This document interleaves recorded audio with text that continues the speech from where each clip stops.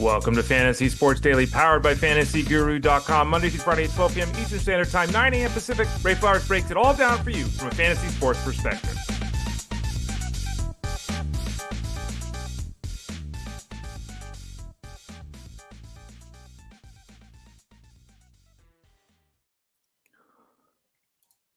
Good morning, everyone, or good middle day. It's always weird. I get the good morning thing. Hey, good morning, Ray. Or I usually get the good afternoon, Ray, because most people are on the East Coast.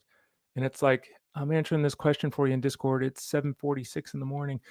Wherever you are, I was listening to Art Bell last night. For those who don't know, Art Bell, one of the arguably the greatest radio host of all time. He's fantastic. He's passed away, but you can listen to old shows. Anyway, I was listening to one of them last night, and his intro is, he's talking about there's 25 time zones and, east and west and up and down. Wherever you are, welcome. Whether you're listening to this show, watching this show, whether you're doing it live or on demand, thanks for joining us here today. I'm Ray Flowers. You can find me on social medias at the Ray Flowers. You can find me here on Fantasy Sports Daily, which is Monday through Friday from 12 to 1 Eastern Standard Time. It's about an hour. Sometimes it's 52 minutes, sometimes an hour and 8 minutes. It's about an hour each day, Monday through Friday, starting at 12 o'clock Eastern Time. I am West Coast. I am on Monday, Tuesday, Thursday, Friday. On Wednesdays, I am not here because I'm with Jeff Mann. So you listen to this show, watch this show in the morning, midday, whatever it might be. Take an hour break and then head over to SiriusXM Fantasy Sports Radio for the Elite Sports Show hosted by Jeff Manns. I'm with Jeff every Wednesday, which is why I'm over there and not here on most Wednesdays. We go again about an hour. We have a lot of fun. Mondays, if you missed yesterday's show, you can always find it cataloged. Monday's the only day of the week where I go solo. I review all the Sunday game action, which is what I did yesterday. Today's a Tuesday, so we'll visit with Armando Marsal. Wednesdays are Justin Fensman and Rich Mileto. Thursdays, myself and Tyler Beaker. And Fridays, myself and Russell Clay. So you get a nice helping and nice understanding of the folks over at FantasyGuru.com that can help you out. And I bring that up because we do have our deal going on right now. Send an email to support@FantasyGuru.com. If you have any comments, questions, thoughts, support@FantasyGuru.com. You get the football package right now. You get all three pieces that we do for one price. NFL seasonal, college seasonal. NFL daily, college daily. NFL betting, college betting. All three for both college and NFL for one low price. Click the subscribe tab in the top right corner. Get signed up. Get every article. Get every projection. Get every live stream. Get every podcast. Get every access, every Discord room. Get all the articles, the rankings, all that kind of stuff. One low price over at FantasyGuru.com. And also remember that we're covering everything at FantasyGuru.com. We have an MVP package. The MVP package is available right now, and the MVP package is basically everything that isn't football and baseball. So that includes NASCAR, PGA, MMA, golf, horse racing, basketball, hockey. All of that is the MVP plan. Click the subscribe tab in the top right corner. Send that email to support@FantasyGuru.com. Oh my gosh. We have lost our connection to Facebook. If you're on Facebook, I apologize. Let's see if we can reestablish it here. Can we do it while we're doing live? Come on, Facebook. By the way, I see Angela saying he lasted 15 innings last night. What a game. 18 innings. I believe it tied the longest. Maybe we got Facebook back. I tried there. We're good to go. Okay, we're reconnected. Yay. The game last night, I think, it ties the longest game of all time in the playoffs. We had, the home run for Freddie Freeman. I think he's the only guy ever to have 2 walk-off home runs in the World Series. The game went 18 innings. Shohei Ohtani reached base, I think it was 9 times, right? Something insane last night. When the best of 7 series has been tied, this is from Sarah Langs. When the best of 7 series is tied 1-1, the team, Facebook account, don't worry, we got you covered. I don't know what's going on with Facebook. But Sarah Langs talked about the baseball game last night. When the series is tied 1-1 in a best of 7, the team winning game 3 has gone on to win the series 69% of the time. So that's huge. In a series with a 2-3-2 format that has been tied 1-1, team winning game 3 at home have gone on to win the series 60% of the time. So there's some history there. But yeah, it'll be really interesting to see. The bullpens are gassed. It'll be really to see, Yamamoto, Yoshinobu Yamamoto was warming up in the bullpen. He just pitched 2 days ago. So we'll see how it goes tonight. We definitely need some depth from starting pitching. Will they allow their guys to do that? Can their guys do that? We'll see. But this is nature of the game, right? Using everybody. Had no choice last night in a nearly 7-hour marathon. All right, what are we talking about on the show today? Well, let's throw it up on the old screen and Rooney here. What happened last night on Monday Night Football? We'll talk about that. I'll then look at the waiver wire, and it's interesting. I checked a bunch of waiver wire articles, which I normally do in preparation for talking waivers on the show to kind of get the sense of where everyone's at and, ownership rates and that kind of thing on a bunch of the big box sites. Listened to some shows, and I heard a bunch of running back talk. I didn't hear any handcuff talk. So we'll get into that a little bit. We'll talk wide receivers and running backs mostly. Armando Marsal will join us in about 25 minutes. We'll go over what's going on with the Saints offense, who's the quarterback, what's the backfield look like, the Vikings quarterback situation, the Giants, the Titans, the Panthers, the Texans, the running back course. What's the wide receiver situation with the Texans, by the way? The Jaguars, Brian Thomas going to get traded? Is Travis Hunter finally a weekly thing? We'll talk about that. Packers and Broncos too. And by the way, you can see it there. I don't know what we're doing here, but apparently we're really trying to blow things out. So we have a promo code GHOST20, GHOST. GHOST20 is the promo code. 20% off everything until Monday. So go to fantasyguru.com, click that subscribe tab in the top right corner. You can't see my hand. Top right corner of the page.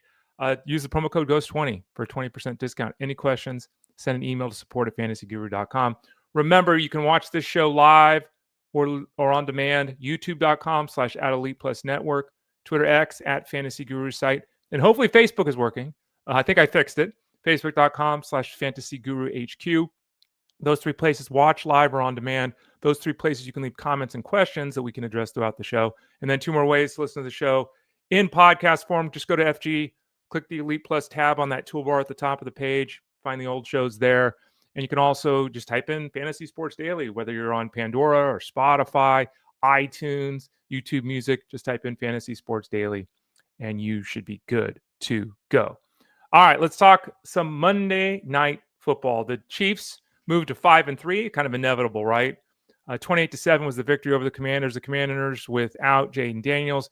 Marcus Mariota was fine, but obviously didn't do enough. First half was really good. Second half, the whole team just kind of fell apart. He threw a couple of picks, ran for 38 yards, threw a touchdown, whatever, right? This team is really struggling to run the ball. The running back for this team is JCM. Rodriguez only played 2 snaps last night. Now, the third down back is McNichols, and when they're behind, like we saw last night, McNichols is going to get a lot of run. JCM didn't play a single third down last night. It was all McNichols. So when the Commanders are down, it looks like we're going to get a lot of McNichols. He did lead the team with 5 catches for 64 yards. Obviously, the offense is different with Mariota, who's a very solid backup, but he's not Jayden Daniels. So, McNichols, he's not really an addition. He's a desperation play on injuries and buys. JCM is the lead back, but again, 9 carries for 25 yards. They were unable to establish anything. Not a surprise on the road in Kansas City. But this rushing attack, kind of boring, right? We keep talking about it. Obviously, the big news here is what's going on with the passing attack. Deebo Samuel, 3 catches for 11 yards, didn't do anything. Luke McCaffrey, 3 catches for 24 yards. 3 catches is great for Luke McCaffrey. He catches 1 or 2 every week, but 24 yards, nothing.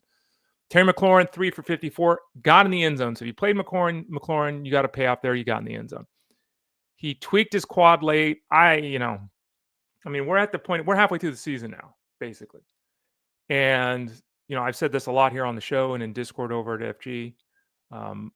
We're halfway through the year. We really haven't seen McLaurin yet. And again, he got in the end zone last night, but he had 4 targets. He normally plays about 85% of the snaps. He was barely at half the snaps last night. Wasn't on the field. Tweaked his quad late. We'll have to see what the information is. If he's going to miss time, more time, is he going to be okay? We don't know. So I already when I was posting in the Discord this morning, was posting, hey, about the show today. I saw someone asking a question about McLaurin. Don't ask questions about McLaurin. I don't know. No one knows. Okay, we just don't know. Do you trade for him? Do you trade him away? If I had McLaurin, you got to find out what this news is with his leg. It could be nothing. It could be fine. It could be he's going to miss another 3 weeks. Then we'll, But at this point in time, as we sit here at 9:00 West Coast time on a Tuesday, we just don't know. Interesting to see what happens with Zach Ertz too. Again, all kind of different because Daniels is the quarterback and he wasn't out there last night. But Ertz still saw 6 passes, caught 4 balls. Okay. If everyone's back, it's going to be tough for him to do much other than be that touchdown guy. As we saw last night, 4 catches for 16 yards, really boring. He needs that touchdown to really be a poignant member. Greg Martinez, who has a Washington Commanders logo, said, let's forget last night's NFL. How about Ohtani? Wow, Greg, you don't even support your own team? Woo, I like it. Usually we get fan bases that they're so supporting of their team that they don't see anything but their team. But yeah, Ohtani, I mean, if anyone doubted, as I have said many, many, many times in print and on the show and on other shows, if anyone doubted that Ohtani is the greatest player who's ever lived, if you watch this World Series and these playoffs, I don't know how you disagree with that. Got the full Bonds treatment last night, right? The walks. Patio Joe was at the game. Patio Joe, you can find his work over at FG on the baseball and football side of things. He was at the game last night, so hopefully you enjoyed the victory. I know he's a Dodger fan, so I'm sure he did. Hopefully had a good time there. And as Angela said, yeah, we did talk about it at the beginning, Greg. So rewind. Can find that discussion. Okay. Let's look at the Chiefs side of things. Chiefs scored 28 points for the fifth straight game. Patrick Mahomes went for 299 and 3, just missing that bonus. If you had those 300-yard bonus points, you shouldn't have those because they're unpredictable. There you go.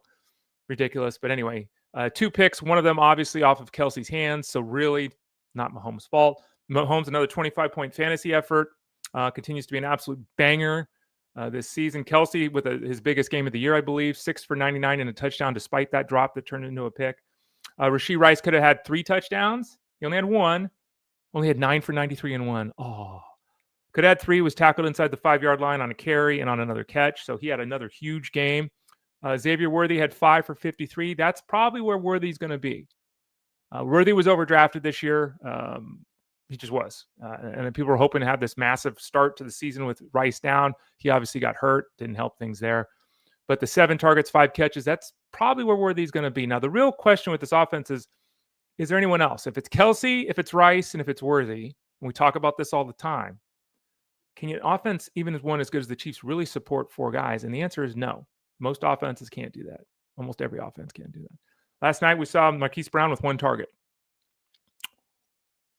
Played half the snaps and saw 1 target. So that's over. Tyquan Thornton played 5 snaps. That's over. Juju Smith-Schuster, 2 catches. Who cares? So this offense is Worthy, Rice, and Kelsey as pass catchers. Everyone else, you're just taking a shot. In the backfield, it looks like we have a pretty clear understanding of what the team wants to do. Unfortunately, it's extremely frustrating from a fantasy perspective. The main running back of this team is Isiah Pacheco. He had 12 carries for 58 yards last night, tweaked his game leg late. Sorry, his leg. Doesn't seem like it's a big deal, but we'll have to follow that information. 12 for 58, that's basically what he's been doing every week, right? He is the lead running back of this team. We saw it yet again last night. When they're around the goal line, it's Kareem Hunt, though. So we're getting Pacheco as the main running back.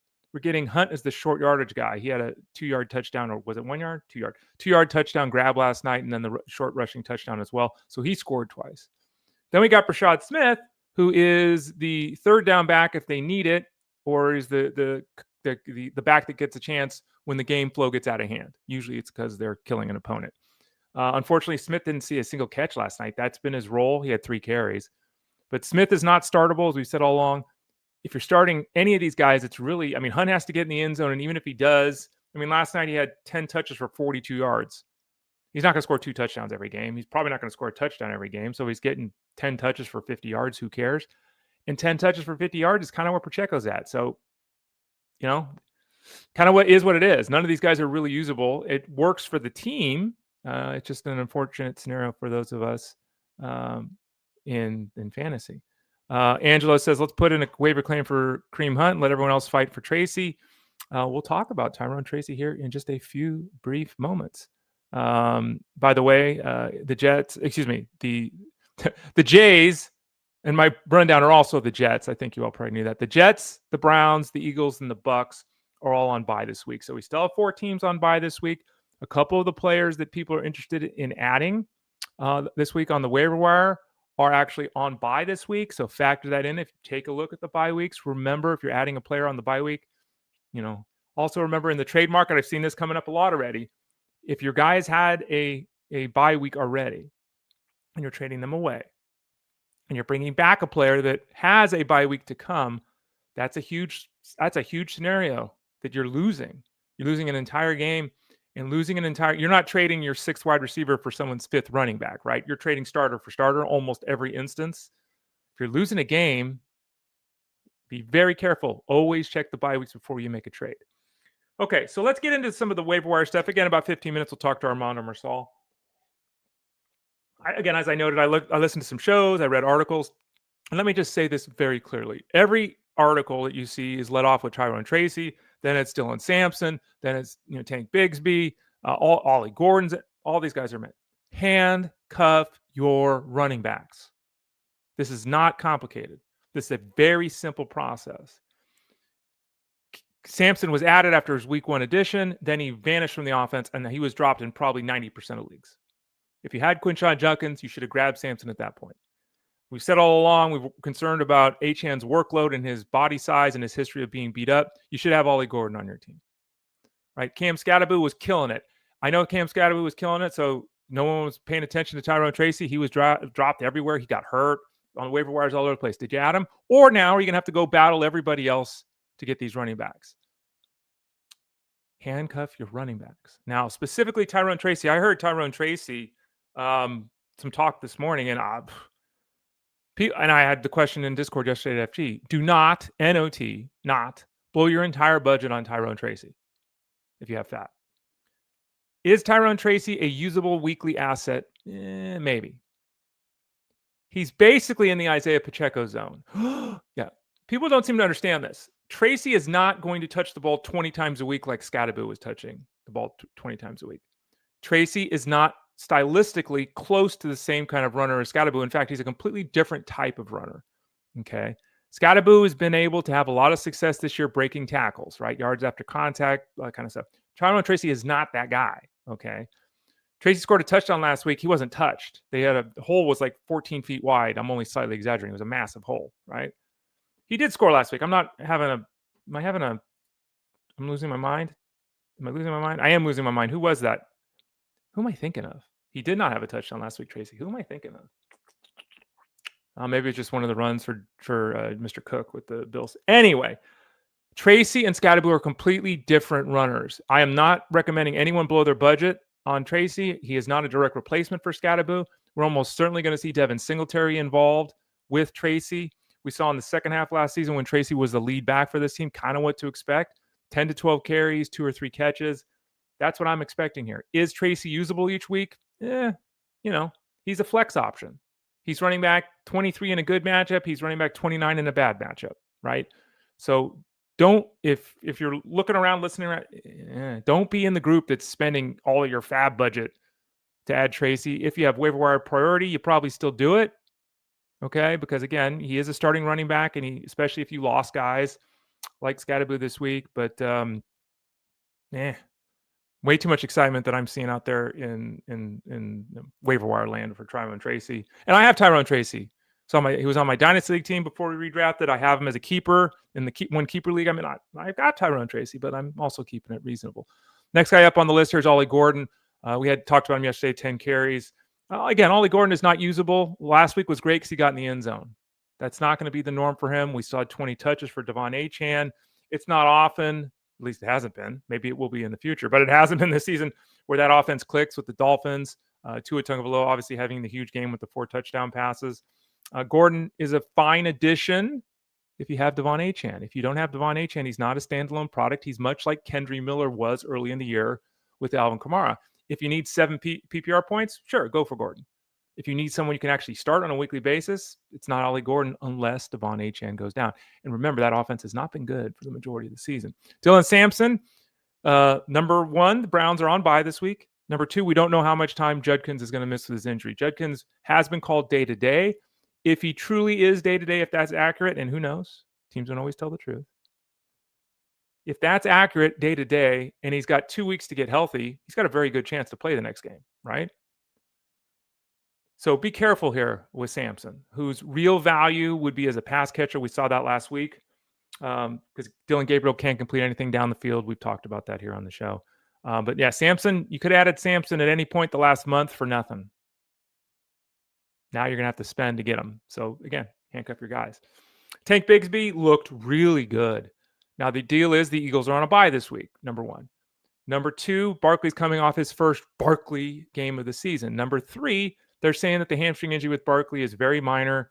There were even reports he could have gone back into the game if they needed him to the other day in that victory over the Giants. And he gets 2 weeks to get healthy. So be very cautious with Bigsby. it's nice to see Bigsby kind of emerge here. We know he's the handcuff to Barkley. If you have Barkley, if you have Barkley, you don't have Bigsby, you're probably going to have to pay up because there is that uncertainty with Barkley playing in the next game for the Eagles. But again, 2 weeks out, plenty of time for him to get healthy. He's obviously not coming off the field for anybody when he is healthy. Bigsby, very could be a very impactful running back, and he ran hard and looked good. He ran for 104 yards on his 9 carries. And, he in that offense, he would obviously be a weekly starter. He'd be a more exciting starter in that offense than Tyrone Tracy, as an example. Obviously, Saquon Barkley is a little bit more of an impediment than Devin Singletary, though, to that actually happening. Samaje, Perine, we talked yesterday about Perine. I'm in a 14-team league, and I'm kicking the tires on Perine. I might put a bid in this week because there's bye weeks and injuries, and in that league, my team fell to 3-5. I got injuries all over the place.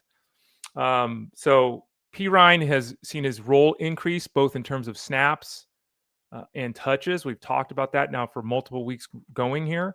We discussed it again yesterday on the show. If you missed it again, you can check all the various places to look at the review of the entirety of week number 8 that I do I did yesterday on Monday, which we do a review every Monday.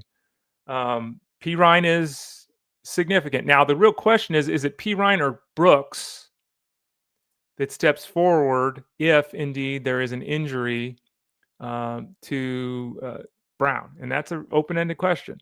I think that Taj Brooks is still the guy you would want, which makes this really interesting because Perine is the ascending player.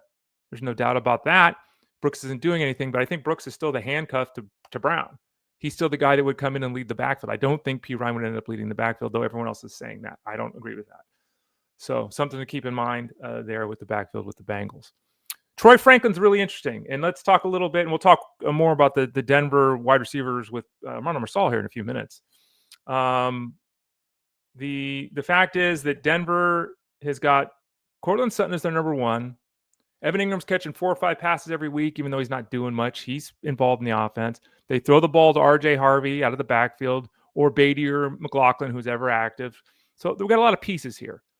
Pat Bryant is starting to play more and see a little bit more work. Marvin Mims has a head injury, so we'll see if he can play, but he's kind of been a gadget player. He's had a couple of nice games, but kind of been a gadget player. Sutton's going to get his every week. So that leaves us Troy Franklin. So Troy Franklin did this earlier in the season. In week 2, he had 8 catches for 89 yards and a score. He then proceeded to do absolutely nothing for the next 5 games. Over the next 5 games, his average effort was 3 catches for 27 yards with 1 total touchdown. Useless. Against Dallas, 6 for 89 and 2. An even better game than he had earlier in week 2 against Indianapolis. Now, number 1, that was against Dallas, and Dallas stinks. Straight up. Number 2, we were talking Marvin Mims is a little bit beat up in this game.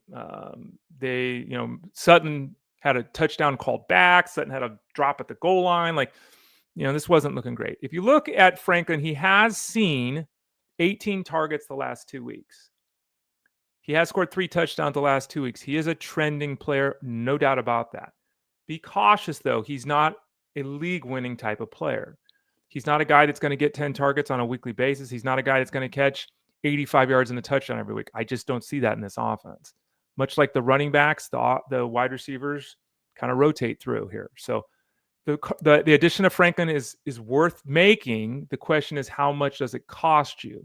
And again, I'm not blowing my budget to add Franklin if that's the place I got to be. We'll talk a little bit more about the Houston Texans scenario with Armando as well. Can you please repeat that about Dallas? Yeah, they're not good defensively. They're not good. They probably should have kept Micah Parsons. Anyway, Houston, Nico Collins missed the game. Christian Kirk missed the game. Jaylen Noel is basically Christian Kirk. Jayden Higgins is basically Nico Collins, right? That's basically what we got there. As we talked about, or as I talked about last week, Collins was down. Higgins was the guy I recommended to everybody. Both Higgins and Noel had very similar efforts in terms of their fantasy production, but the touchdown did go to Higgins. And again, he's just a natural placement for Collins. I will talk a little bit more about that receiving core with Armando. Chimere Dike. Look, this is a really interesting one for me. As bad as the Cowboys are defensively, the Titans are even worse offensively.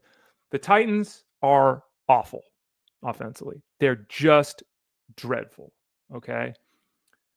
Calvin Ridley's missed a couple of games with injury. He's the number one guy on this team as a pass catcher. His season has been a complete disaster. The offensive line has not been good. The quarterback play has been spotty as all get out. Okay. That's just the facts. Is Ridley going to ever really catch fire this season with Ward? Probably not. Probably not. But he is going to come back and he's still going to see work. So that's something to keep in mind. You look at his target totals, 6, 8, 7, 10, 3. So only one game of the 5 healthy games he's played has he not seen 6 targets. So he will have a significant role in this offense. Elic Iomanner will have a role. He seems to have a decent-ish connection with Ward, as much as anyone can have a connection with Ward right now. So he'll have a role here. So Chimere Dike is actually the third receiver on this team. We were just talking about third receiver on the Chiefs. The third receiver for Patrick Mahomes, cool. The third receiver for Cam Ward, no. Okay. But Ray, and here's a significant but. He had 7 catches for 93 yards the other day, and then he had 4 catches for 70 yards and a touchdown the game before that. Remember, Calvin Ridley is out. So anything that DK does is predicated on there being targets for him to see and for a role in this offense for him to fill. When Ridley is back, we're not seeing 6 targets a week for DK. It's not happening. It's just not happening. Number one. Number two, if DK wasn't added last week, he's now scored 16 PPR points in 2 straight games, and someone is going to ignore that the offense sucks. They're going to ignore that Ridley is out, and they're going to aggressively bid on DK. Don't be that person. Don't be that person. This offense cannot support multiple receivers, and DK emerging as the number 1 receiver on this team, I think, is highly questionable. Malik Washington scored. He's only caught 4 balls for 36 yards. Got in the end zone first time. That's great. If you need 7 PPR points, he's your man. I mean, he's kind of a poor man's Wendell Robinson, which is bad because Wendell Robinson's kind of a poor man usable asset. Washington's his role has just not grown in this offense. Even though they have a need, even though he seems to have the skills to be more effective than he has been. Yeah. So Malik Washington, okay, you can add him. Just don't pay up to add him because, again, 4 catches for 36 yards is what you should focus on more than the touchdown he scored. Juwan Johnson, by the way, Juwan Johnson right now, tight end 1. I know, right? Don't go through the tight ends. Don't stream tight ends. Don't roll through tight ends. Don't do that. It doesn't work. We've talked about this a lot. The first 3 games, Johnson caught 5 balls, 6 balls, 8 balls. Everyone loved Johnson. He was added everywhere. People paid big money to add him. He then caught 3, 2, and 2, and everyone everywhere dropped him. Oh, Taysom Hill is back. Taysom Hill played 5 snaps last week. Taysom Hill is back. It's going to ruin things. Everyone drops him. So what does he do? Week 7, 5 for 79. Week 8, 5 for 53. Right back to being the guy he was at the start of the season. So if we add it all together, he's a tight end 1 as of right now. And 5 of the 8 games he's played, he's caught 5 passes, which for a tight end is really good. 5 of the 8 games he's played, he scored double-digit PPR points, which for a tight end is really good. There might be a quarterback change to Tyler Shuck. We don't know for sure there. They're going on the road to face the Rams. That's not a good matchup. So I'm not saying, hey, let's go blow budgets. Let's go prioritize Juwan Johnson. I'm really saying maybe we should have just held on to Juwan Johnson. And then finally, Harold Fannin. Harold Fannin is somebody that I would prioritize, though. Again, remember, Cleveland's on a bye this week. Fannin's another guy that has been up, has been down. I'm a little surprised his ownership rates is as low as they are when I look around. I think part of that is because, he scored 7 points in a PPR setting in week 7, so some people probably dropped them. They're worried about the Browns, all that kind of stuff, which is totally fair. Worried about return to health of Njoku. Both those touchdowns, both tight ends, scored touchdowns because of the way Dylan Gabriel sees the field and throws the ball. We're just seeing Fannin continue to do a really good Juwan Johnson impersonation. He's played 8 games, and in 5 of his 8 games, it's 9.8 PPR points or more. So just missed the double digits, 9.8 points. But he's worth it. Dylan Gabriel is going to be throwing stuff around the line of scrimmage. The receiving core is not very good. They're not going to stretch the field vertically with Gabriel. So there we go. Philly D says, by the way, I'm a Kelsey owner picking up Johnson this week for a week 10 fill-in. I would say this, just to, this is me, and not everyone agrees with me. Not everyone on staff at Fantasy Guru agrees with me. But I'm not adding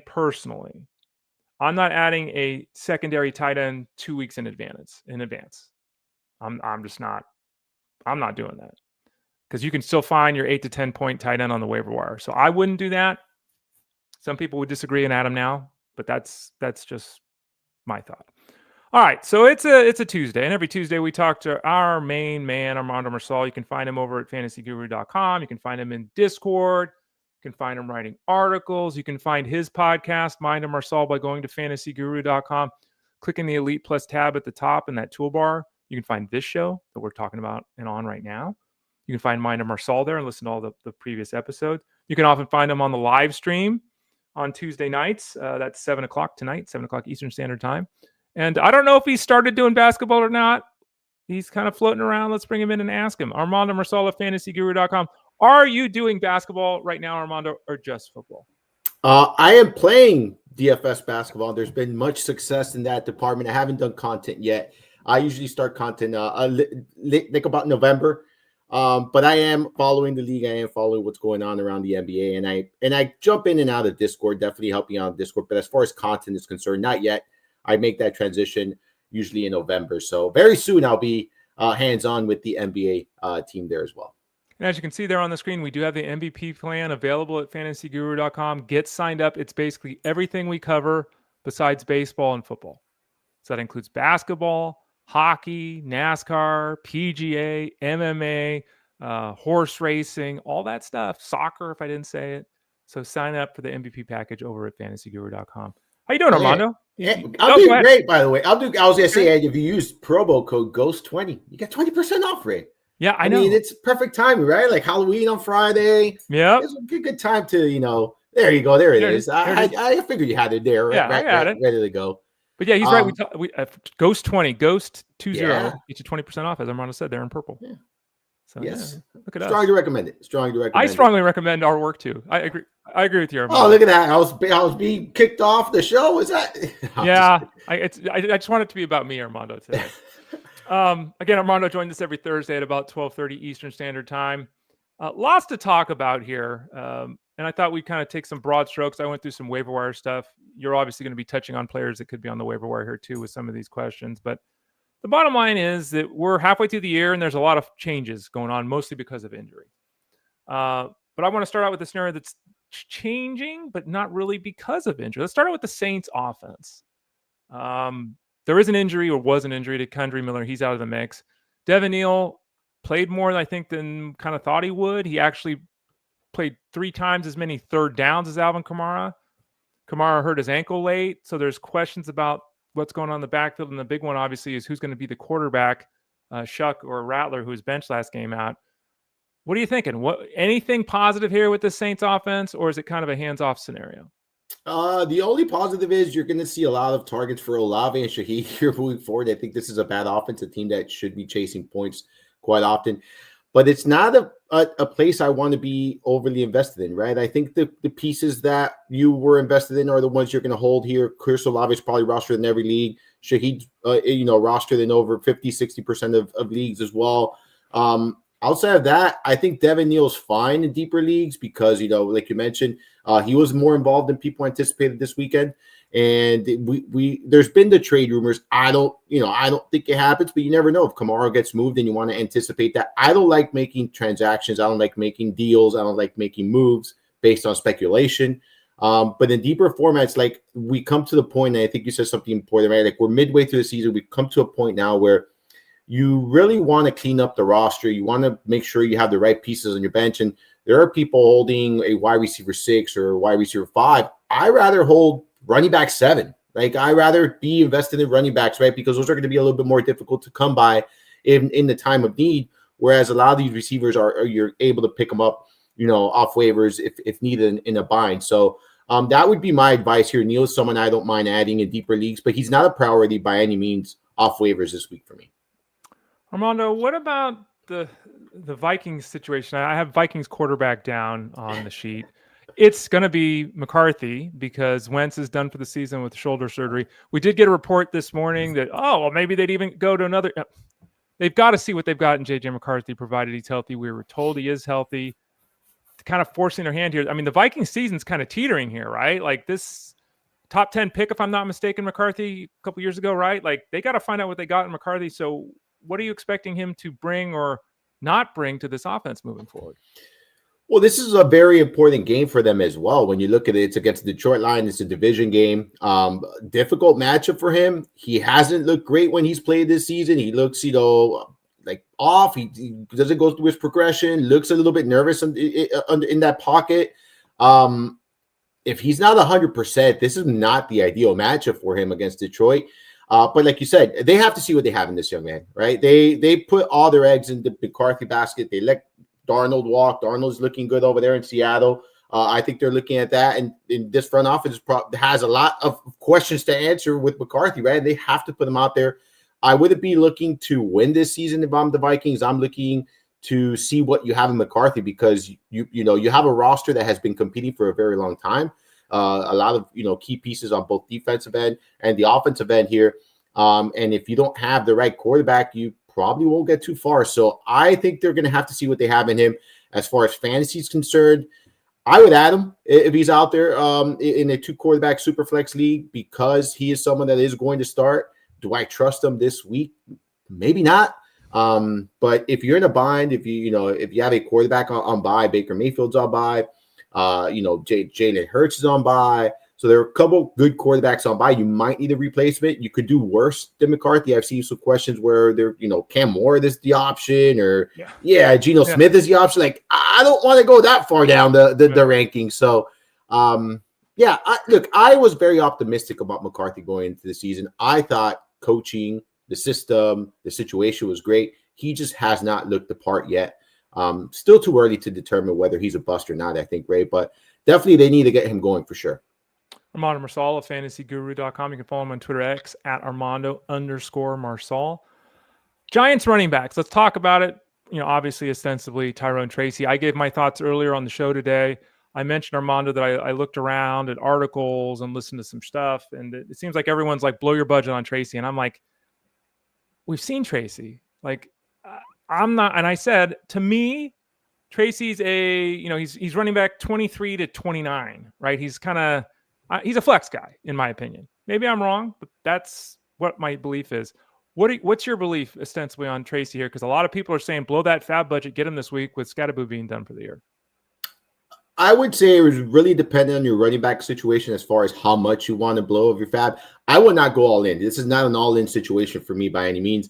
I'm thinking anywhere between that 25 to 30% range. Like, I think that's a fair number for a running back who should see the majority of the opportunities moving forward for this backfield. I don't necessarily think they're going to be in the market for trading for a running back, given that, this is still a team in rebuild, right? Keep talking about that too, because I keep seeing that brought up. Like, make a trade. Like, who they're going to trade for a practice squad player? Like, what are they going to trade for? It's not going to be anyone. Like, they could add depth. I'm not saying they won't make a move, but it's not going to be an impactful move. Like, they're not going to go out and trade for like a Devon Achane, or at least I don't think they are, right? Like, because usually you see these moves made by teams that are missing that little piece, and they're to take them over the top. And I don't think the Giants are in that position. They're still a building team. So I think, look, we saw it last year. He averaged from week 5 on, he averaged 17.5 opportunities per game, right? And if he's giving 15 to 17 opportunities per game, like you mentioned, he's a flex play. Now, if you're hurting at the running back position and you don't have a running back 2, or you're just dealing with a bunch of injuries, that's happened a lot. You mentioned how injuries are being impactful. Sure, be a little bit more aggressive. If you want to go all the way to 50%, sure. I wouldn't recommend it, but if you want to be a little bit more aggressive, I understand in a time of need, especially with bye weeks piling up, the injuries are piling up. Like, there's a lot of scenarios here. I view him like you, an RB2 flex, and at times he'll give you that RB1 upside that we've seen him flash, but I wouldn't be banking him as your RB1 moving forward. I would look at him as an RB2/flex option, and I would only be aggressive in a team of need here at the running back position. Otherwise, 25 to 30%, I think, is a fair number for someone who's going to get plenty of opportunities moving forward, in my opinion. Armando, what about the running back scenario with the Titans? I talked earlier about the wide receiving scenario, but what about the running back situation here? We're basically seeing the last couple of weeks, both Spears and Pollard seeing very similar snap numbers, seeing very similar touch numbers.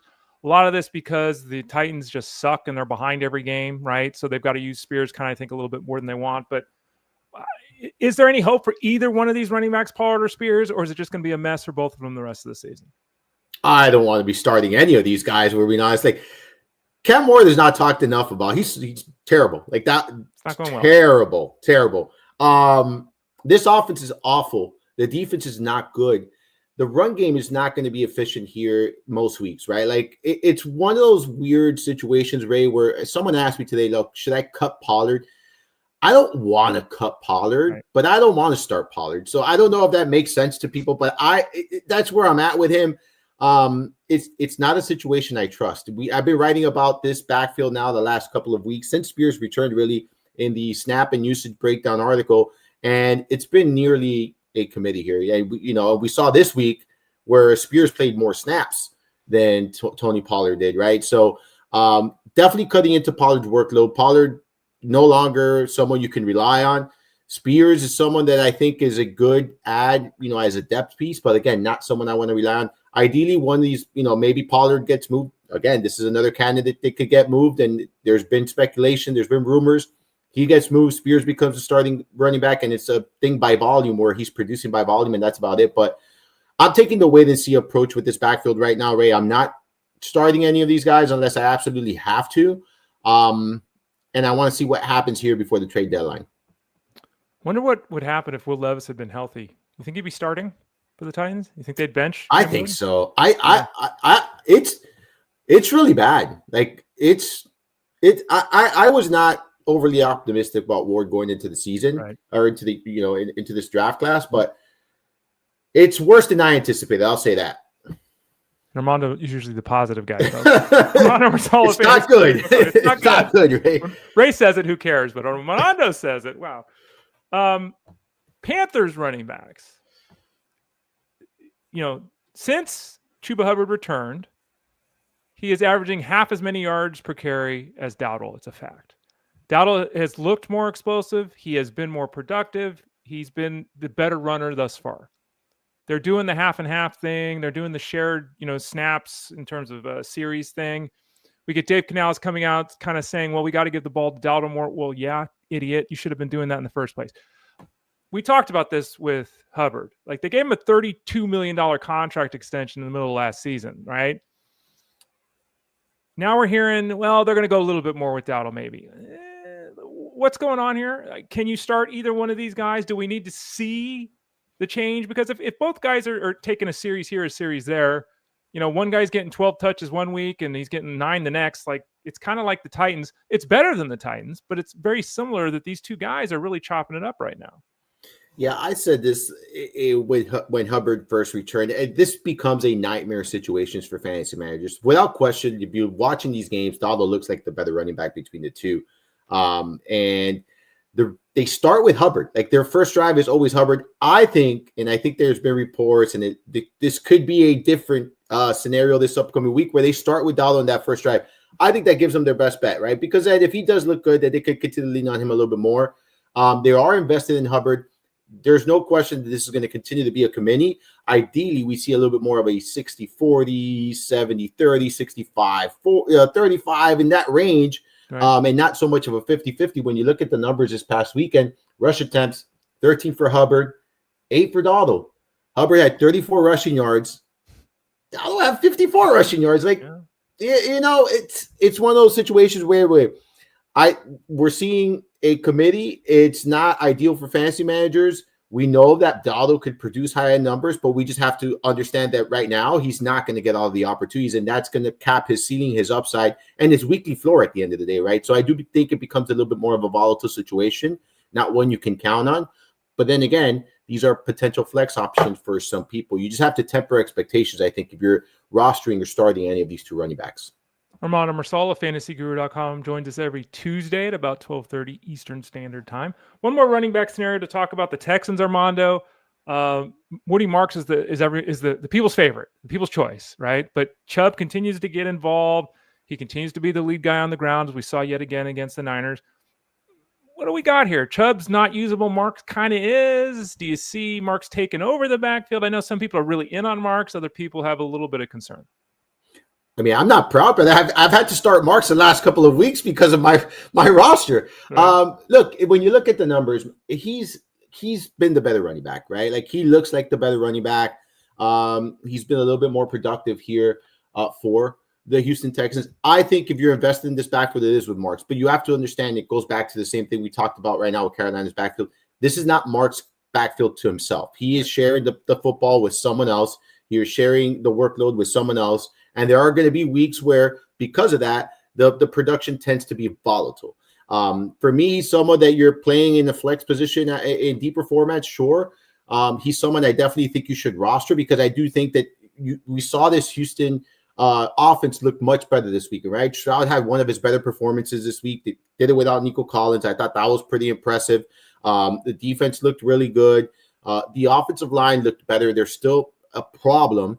But if this offense starts gelling and starts playing a little bit better, it's going to open up the run game. And I think eventually Marks is going to be that guy where they lean on the most here out of this backfield. Chubb still going to be involved, but Marks is clearly the best running back in this backfield. Does he have, is he an every down back for them right now? No. And is he going to become that? Maybe not. But I do think he's going to hover in that, 14 to 17 opportunities per week consistently. And the production should follow with that kind of opportunity. Speaking of running backs, we got a question here in the chat room. Obviously, the Arizona Cardinals lost James Conner. Then they lost Trey Benson, so they're really deep in here. They leaned to Michael Carter. Michael Carter has 23 touches, leads the backfield. Then we hear he's getting replaced in the backfield. Then we see his role start to grow. And within a month, he's gone from the practice squad to 20-plus touches in the game to being released. Like, it's been a wild month for Michael Carter. So we got a question here from Gavin.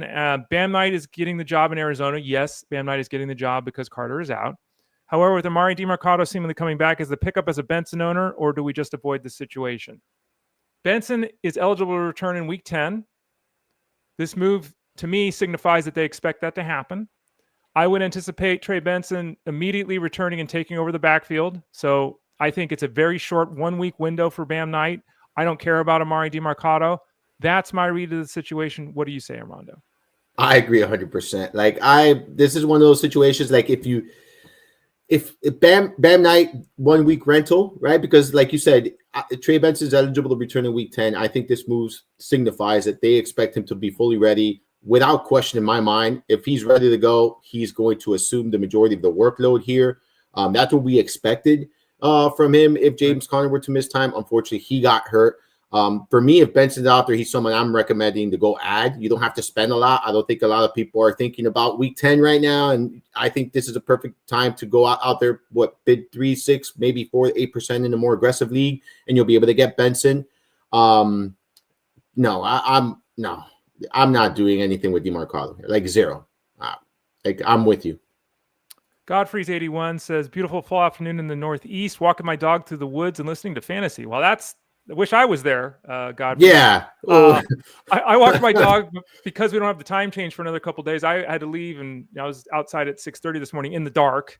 So I'd much rather be midday walking in the forest. But thank you for listening to the show. Really appreciate that. You don't have a puppy, do you, Armando? You don't have a dog. No. My wife is allergic to dogs. She's allergic to like a pet, like hairs and stuff like that. Yeah, that's too bad.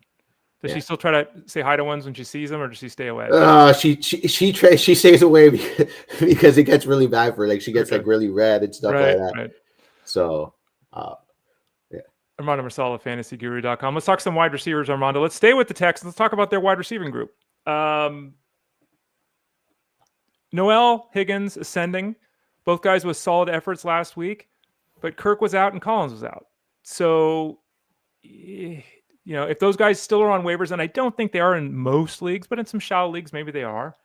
Are you making a move on Noel and or Higgins? Is there any staying power for either one of these guys if Kirk and Collins are back in the lineup? I would say no to Higgins because they're very similar receivers. As far as Noel, he's working primarily out of the slot. So with Kirk still sidelined, we have to monitor Kirk's injury or whatnot, but I think Noel is someone, if he's still out there, you can consider. The slot position for Houston has been very fruitful the last couple of years. I think that's here to stay, which is why, going into the season, Kirk was someone I thought was interesting, but he just cannot stay healthy here. So I do think Noel has done a really good job here filling in for the injured Kirk the last couple of games. And I think that would be here to stay so long as Kirk remains sidelined. Once he returns, I think he'll cut into the workload here for Noel, and it becomes a little bit more messy.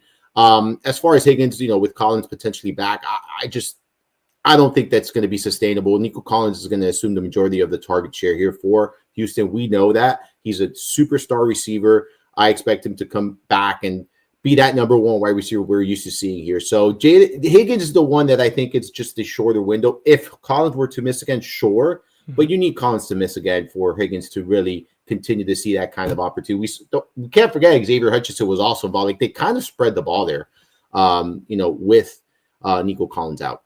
Yeah, and that was their first really good game through the air, really. Yeah. I mean, I know he had a touchdown game, but he looked, Stroud and the offense looked really good through the air. Armando, let's go to Florida where you're at.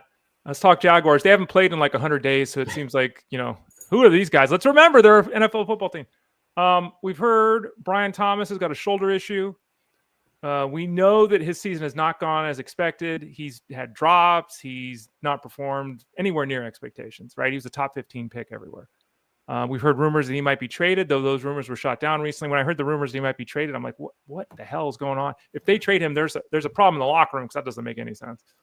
So we're hearing that that's probably not going to happen. Travis Hunter, I don't even know what they're doing with Travis Hunter. I don't know. This has been really, really confusing. They trade up to draft him. Then they say he's going to be a wide receiver. Then they start him as a defensive back. Now he's trending toward playing wide receiver and not playing much defensive back. He had a huge game last time out. What are we doing here with these two guys? Oh, and then there's Parker Washington who randomly pops up for 10 targets every once in a while. I was going to say that. Like, every now and then you get 10 targets for Parker Washington. He has at least 10 targets in 2 games this year. Yeah. I think it's a very messy situation. We know Brian Thomas is dealing with an injury. There's been, a lot of reports regarding the disgruntledness with him. Like, there's something going on there, right? That we don't really know what it is. Yeah. And then now we see Hunter 20 targets in his last 2 games before the bye week. So I do think it's a messy situation. Obviously, a healthy Thomas is, in my opinion, still their top guy there, without question. I think it's going to be very volatile with Hunter. Like, I'm not chasing the 20 targets in the last 2 games. Maybe I'm wrong here, and maybe I'll miss out on that train. But I'm just not doing it. I was always very concerned about how they were going to utilize him going into the year. Like, he cannot play that kind of snaps that he was playing in college. Just cannot at this level. And it's pretty obvious here. So it's honestly, Ray, it's a situation where I'm shying away from. I've been asked a lot of Travis Hunter questions as far as trades, and I'm not trading for him. I'm not buying the 20 targets. I don't anticipate they're going to get rid of Thomas. That would be insane to me if they did something like that after, the season he had last year. And I know he's not having a great year this year, but he's still a very talented receiver and very young, receiver, that flash superstar upside. So I just think it's a big mess in Jacksonville right now. For whatever reason, they're winning, but it's a big mess when you're looking at this receiving group. They get everyone involved here, Ray. Big mess. Let's go to the Packers. Oh boy! Yeah. No, this is easier. Okay, sure. Yeah, sure. You explain it to us again, because I don't see. 360 for Love, huge game there. As I mentioned yesterday on the show, 10 guys caught passes. Great for a team, horrible for fantasy. Romeo Doubs is the only guy that plays 80% of the snaps. Everyone else just rotates through. I know. It's like everyone just. Now we have Christian Watson back, and he did catch 4 balls for 85 yards, exciting people. Only had 4 targets, right? We had 4 targets to Matthew Golden, who now is his ascension, gone for the season. Don't forget that Wicks didn't play last week. Don't forget Jayden Reed's coming back. You make this simple, Armando. Go. I mean, it's Romeo Doubs. That's the answer to the question. That's Everyone asks who the question is. First of all, it's Tucker Kraft, all right? Like, he is the guy. But no, look, I know it's not sexy. I know he doesn't give you that yards after catch. He doesn't give you that, field stretching ability that Watson does. He's not as electric as Golden. I get all that. But Romeo Doubs is the guy that they rely on in this offense at the end of the day. He is Jordan Love's guy that he feels safest with. He's a floor play. I get it. But he's someone that I think sees consistent targets. He's out there consistently in crucial moments. I think he's the guy to own. Like you mentioned, Watson had 4 targets, just 4 targets. And you look across the board, Golden had targets. I mean, it was a lot of people. Davion Williams scored a touchdown. Heath, all right, had Washington had targets. Right. Like Emmanuel Wilson had targets. Like everyone had targets. Everyone was involved. They spread the ball here. Yep. The one that's been the common factor most weeks has been Tucker Kraft and Romeo Doubs. Like Kraft is an every week starter at the tight end position. I think we can all agree on that. Will there be volatility? Sure. but he has been very consistent for the majority of the season. And then Romeo Doubs, he's going to be that 8 to 12 fantasy point guy that every now and then sparks for 2 touchdowns. It happens, right? They look at him in the red zone. So he's the answer for me. Like, you want to add Watson? Sure. I think he's fine. Just understand when you add Watson, what it means. It could be a 4 for 85. It could be a 1 for 17. Like, that's what it could be here. And it could also be 3 for 100 and 100 yards and a touchdown. Like, sure. But I personally don't like investing in those kind of receivers as replacements. I prefer floor plays when I'm looking for replacements, because those hit and miss receivers, I think you can find them anywhere. Armando Marsal of fantasyguru.com. One more scenario to ask you about Armando in Denver. Cortland Sutton's the guy. Okay, we know that. But beyond that, Troy Franklin's had a couple of nice games this season. He's been heavily involved the last couple of weeks. But I'll remind people that Sean Payton, we're at holiday season right here. He's Dr. Frankenstein. Like, everyone's all excited about RJ Harvey, which I get. He had 8 touches. Like, now we're seeing Evan Ingram catch 4 or 5 passes every week. 1 week it's Marvin Mims. Maybe it's a flash from Pat Bryant. Maybe it's Troy Franklin. Like, Troy Franklin's the real guy to talk about here, and I gave some thoughts on him earlier. But talk to us about this receiving core. Besides Sutton, is there a weekly starter here? I don't necessarily think Troy Franklin is a weekly starter. I think during bye weeks, or if you're dealing with injuries, he's someone you can rely on. I've been talking about Franklin now for, I want to say, pretty much the entirety of the season as a waiver wire ad. Like, I feel like he's the perfect receiver to have on your bench. And if you're in a bind, if you need help, you plug and play, because he has a role. He's leading this, team in red zone targets. There's that, obviously the history between him and Knicks there. They played college together. Is he an every week floor, safe play? Maybe not, because like you mentioned, like, there's going to be some weeks where he's not the one that's as involved. It's going to be Ingram. Sutton's still the guy there. They have other pieces there as well. No, but I do think he should be rostered in just about every league. Like, outside of shallow bench leagues, I do think he should be rostered in every league. I think he's a flex option in leagues where you're starting 3 receivers and a flex in PPR settings. I think he's a viable flex option in those kind of deeper leagues. But again, like you mentioned, there will be volatility. Like, I'm just going to give you the numbers just so you know. 16, 30, 17, 19, 14, 15, 21, 30. Those are target shares. Like, you're seeing the up and down there, right? Like, and that's what we're going to expect from Franklin. He has scored now in back-to-back games, and that's because of his red zone role. But if you take away in week 7, you take away this touchdown, he had 3 catches for 19 yards, right? Like, just keep that in mind. And then before the last 2 games where he's had 18 targets, he's had 4 and 5. He had 9 targets combined the previous 2 games. So just keep in mind what you're getting into. It's not someone that's going to get 7, 8 targets every week. There's going to be weeks where he's only getting 4 or 5 targets, because they have that kind of personnel there in Denver. They have enough weapons there that they don't necessarily have to lean on Franklin as often each and every week. Though, without question, he has cemented himself in a solidified role in Denver, one that, because of that, should be rostered in most leagues. Armando Marsal of fantasyguru.com. A couple questions here from the old chat room. David P. asked 2 questions. Let's address the running back one first. Would you rather have Benson or Tracy? Is the question. Obviously, Benson, as we discussed, is eligible to return in week 10, so he's not available this week. Tracy, if we're going to the waiver wire, is going to be the one everyone wants. Benson, the activity is going to be much lower on Benson here. You look at Benson had his bye, or the team had their bye last week. The Giants had their bye in week 14, so there's still a bye there for Tracy. I'm kind of in the Benson zone personally, because I think the cost is much lower, and I don't want to lose a game later in the season to the bye week in that final week. Remember, week 14 is, fantasy playoffs, last game of the regular season for most people. And if you're running back 2s on bye that week, that's kind of tough. Yeah, I'm going to say a healthy Benson. Like, that would be my answer. The right answer is both of these running backs should be rostered, right? Like, that's the right answer, both of these running backs. But I'm with you. It'll be Benson. The tight end question, that we get these kind of questions all the time, and I couldn't agree more with you with the way you answer. It's just pick one, stick to that one, and move, like, ride that tight end the rest of the way. In this instance, I'm still going to slightly lean Pitts. It's very close, but I'm going to slightly lean Pitts, because at the end of the day, there's a lot of mouths to feed there in Los Angeles. You got McConkey, Johnston. When Hampton returns, he's going to be involved. Allen, like, there's a lot of mouths to feed there. And I'm very impressed with what I've seen from Gatson. I think he's very talented. A receiver playing tight end. That's what I'm seeing. The way I've been telling everyone is sell Gatson very high right now. You're going to be able to get a good haul for Gatson. But I would lean Pitts slightly here. Yeah, and remember too, the Chargers have a Week 12 bye, so their bye is coming up too. The Falcons have already had their bye. I would slightly favor Pitts as well. And to Armando's point, if I could add Gatson, I'd add him if he's available. He shouldn't be after 3 weeks in a row now of being a top 5 tight end, and trade him. No one's going to want Pitts. People would pay up for Gatson. At least that's my expectation. Here's a good one from Robert. A couple weeks ago, Jeff talked about Elijah Mitchell. Is now the time to grab him? What Jeff said is that the Chiefs have no need for Elijah Mitchell, as we saw that yet again last night. He's not on the field. He's not active. They have 3 running backs they give the ball to. So Jeff's supposition was Elijah Mitchell is one of these guys that could get traded.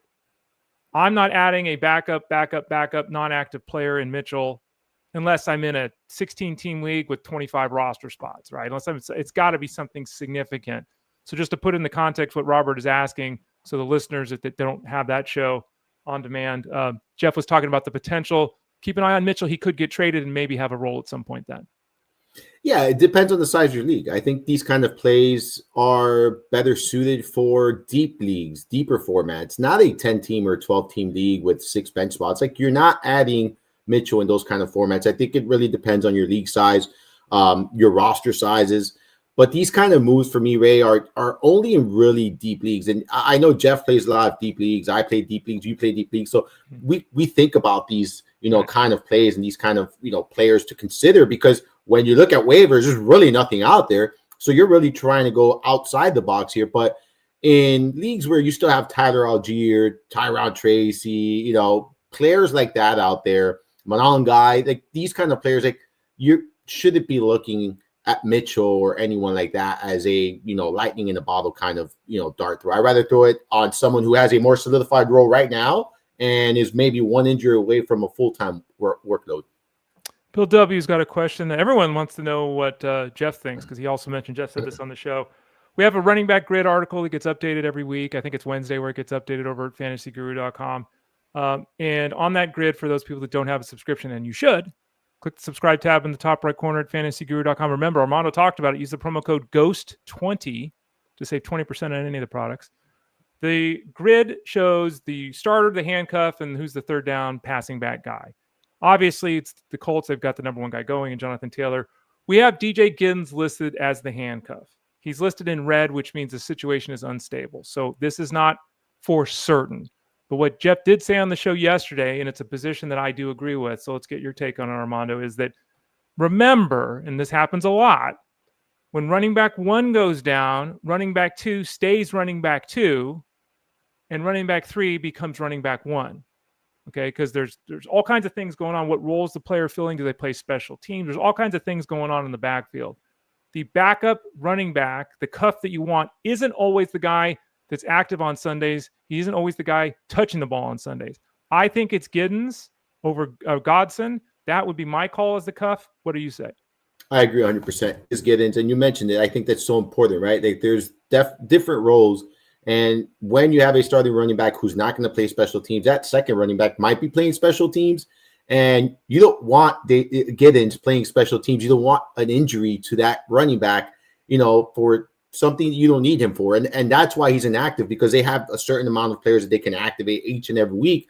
And if they don't find a need for that player that specific week in that specific matchup, that's probably why he's inactive. That's probably why he's, pushed down to the practice squad. That's probably why, he suits up and doesn't play, like, for those reasons. It's not because he's not the next man up. It's not because they don't believe in him.